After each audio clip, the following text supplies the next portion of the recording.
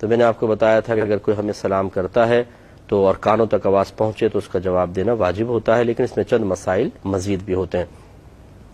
وہ مسائل یہ ہیں کہ اگر کوئی کافر ہمیں سلام کرتا ہے تو اس کو سلام کا جواب جو نبی کریم صلی اللہ علیہ وسلم سے منقول ہے وہ ہے وعلیکم، بس اتنا۔ اور وجہ اس کی یہ تھی کہ جو بعض یہود تھے،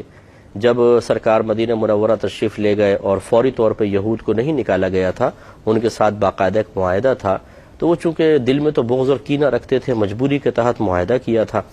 تو وہ بعض اوقات ان میں ایسے ہوتے تھے لوگ جو سرکار صلی اللہ علیہ وسلم کو جب دیکھتے سامنے سے آ رہے یا ملاقات کے لیے وہ آئے ہیں تو کہتے تھے السلام علیکم،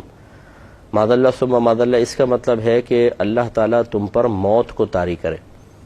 تو نبی کریم صلی اللہ علیہ وسلم لغت یہود سے آگاہ تھے، تو آپ جواب میں فرماتے وعلیکم، یعنی اور تم پر جو۔ اور جب میری والدہ سیدہ عائشہ صدیقہ رضی اللہ تعالی عنہا نے عرض یا رسول اللہ یہ کیا کہتے ہیں، دیکھیں اس طریقے سے کہتے ہیں، ان کو سخت جواب دینا چاہیے، مضمون یہی ہے، انشاءاللہ آئے گا تو اس پہ ہم تفصیلی کلام بھی کریں گے، یہ حدیث آئے گی۔ تو میرے آقا صلی اللہ علیہ وسلم نے ارشاد فرمایا کہ عائشہ میں وعلیکم کہہ تو دیتا ہوں، ان کی دعا میرے حق میں قبول نہیں ہوگی لیکن میری دعا ان کے حق میں قبول ہوگی۔ تو اس لیے اگر کوئی کافر سلام کرتا ہے وعلیکم آپ کہہ دیں، صحیح ہے، لیکن اگر آپ یہ سمجھتے ہیں کہ کوئی جیسے باہر کے ملکوں میں ہوتے ہیں، غیر مسلمین ہیں اور وہ ہمارے مسلمانوں کے سلام کو جانتے ہیں، تو میں نے دیکھا وہ بھی کہہ دیتے ہیں السلام علیکم، اور اب وہ توقع تمنا رکھتے ہیں کہ جس طرح عام مسلمان کو جواب دیا جاتا ہے تو ہمیں بھی کہا جائے وعلیکم السلام۔ تو ایسی صورت میں اگر آپ صرف وعلیکم پر اکتفا کریں تو کویسچنز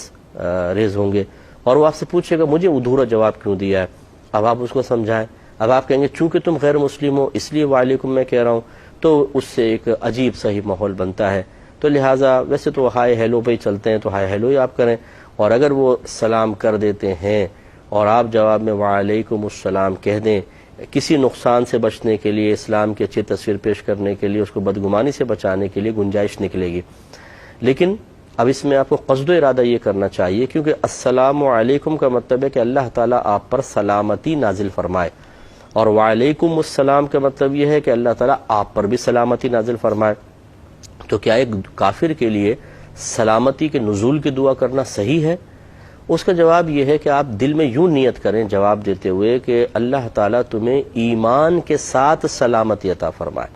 یوں وعلیکم السلام سے دل میں ارادہ کریں اللہ تعالیٰ تجھے ایمان دینے کے ساتھ سلامتی عطا فرمائے، پھر آپ کا یہ بامر مجبوری وعلیکم السلام کہنا شرعی قباحتوں سے پاک و صاف ہوگا۔ اسی طرح ہر وہ مقام کہ جہاں کسی کو سلام کا جواب نہیں دینا چاہیے، جیسے مثال کے طور پر کوئی ظالم آدمی ہے، حرام کام کرنے والا ہے، لیکن آپ یہ سمجھتے ہیں کہ جواب نہ دیا جائے تو طیش میں آئے گا، غصے میں آئے گا، منتقم مزاج ہے، انتقام لے گا، مجھے دنیاوی نقصان پہنچائے گا، بامر مجبوری اس کا جواب دیا جا سکتا ہے۔ اور اگر مجبوری نہ ہو تو پھر اس قسم کے لوگوں کے سلام کا جواب نہیں دینا چاہیے۔ جیسے میں نے آپ کو حدیث سنائی تھی کہ اخلاقیات یہ ہیں، نبی کریم صلی اللہ علیہ وسلم نے ارشاد فرمایا کہ قدریہ میری امت کے مجوس ہیں۔ قدریہ جو ہے، قدریہ وہ ایک فرقہ تھا جو پیدا ہونے والا تھا، سرکار نے کہتے ہیں علماء کے پہلے یہ ایک بشارت دی ہے، یعنی یہ غیبی خبر دی ہے آپ یوں کہیں کہ تقدیر کا منکر ایک فرقہ پیدا ہوگا۔ سرکار نے فرمایا کہ قدریہ میری امت کے مجوس ہیں، یہ اگر سلام تم ان سے سلام میں پہل نہ کرو، سلام کریں تو ان کو جواب نہ دو، مریض ہو جائیں تو عیادت نہ کرو، مر جائیں تو جنازے میں شرکت نہ کرو۔ تو یہ اس شخص کا کے بارے میں ہے کہ جو قرآن و حدیث کے واضح بیان کردہ عقائد کے خلاف چل رہا ہو، اس کا حکم شرع یہ ہے کہ سلام کا جواب نہ دیں۔ لیکن اب ایک بامر مجبوری والی جو صورت آ جاتی ہے کہ کسی کے شر سے بچنے کے لیے، تو بامر مجبوری، ورنہ نہیں کرنا چاہیے۔ ظالم کو سلام، حرام کام کرنے والے کو، اعلانیہ گناہ کبیرہ کرنے والے کو اجتناب کریں۔ خود میرے آقا صلی اللہ علیہ وسلم سے بعض معاملات میں سلام کے جواب میں تاخیر ثابت ہے، یعنی جب آپ کسی بات پر اظہار ناراضگی فرمانا چاہیں تو اگر کوئی سلام کرتا تھا سرکار چہرہ پھیر لیتے تھے، جواب نہیں دیتے تھے، جس سے اس کو احساس ہوتا تھا کہ سرکار ناراض ہیں۔ تو یوں ہو سکتا ہے کہ ہم کسی صحیح مصلحت کی بنا پر سلام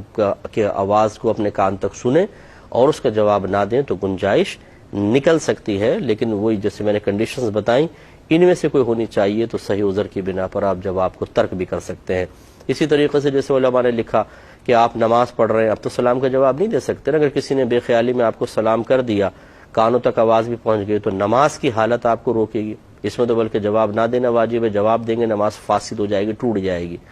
اسی طرح اگر آپ واش روم میں بیٹھے ہیں جواب نہ دیں، آپ کھانا کھا رہے ہیں، آپ پہ واجب نہیں ہے سلام کا جواب دینا، اس میں آپ بعد میں بھی دے سکتے ہیں۔ اسی طرح اگر آپ ذکر الہی کر رہے ہیں، کوئی سلام کرتا ہے، جواب دینا واجب نہیں ہے۔ آپ یوں تسبیح دکھا سکتے ہیں کہ میں ذرا یوں پڑھ لوں، تو سمجھ جائے گا سامنے والا کہ ابھی وظیفے کے بیچ میں نہیں بولنا چاہ رہے۔ اسی طرح جو نماز کے انتظار میں لوگ بیٹھے ہوتے ہیں صفوف میں، تو ہمارے نبی کریم صلی اللہ علیہ وسلم نے ارشاد فرمایا کہ جو نماز کے انتظار میں بیٹھا ہو گویا کہ وہ نماز میں ہے۔ ان علماء نے فرمایا اس کو ویسے ہی ثواب ملنا شروع ہو جاتا ہے جیسے نماز پڑھنے کا ثواب، لیکن اس کے ظاہر کو بھی لیا ہے کہ جیسے سرکار نے فرمایا وہ گویا کہ وہ نماز میں ہے، تو نمازی کو سلام کرنا منع، تو جو نماز کے انتظار میں ہے اسے بھی سلام کرنا منع ہوگا۔ لیکن ہم نے دیکھا ہے کہ بڑے بوڑھے بہت سارے ایسے نمازی ہوتے ہیں، مسجد میں آئیں گے، بلند آواز سے سب کو سلام کریں گے، زور سے بولیں گے السلام علیکم، حالانکہ یہ خلاف سنت ہے اس مقام پہ سلام کرنا، جو نماز کے انتظار میں بیٹھے ان کو سلام نہیں کرنا چاہیے۔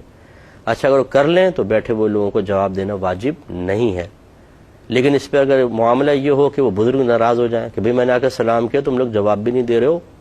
تو یہ اور دیکھیں ایک کارنامے پر کارنامہ کہ پہلے غلط اور پھر جو صحیح کر رہے ہیں ان کے وہ غلط کہنا۔ اسی طرح خطبے کے دوران چاہے نکاح کا خطبہ ہو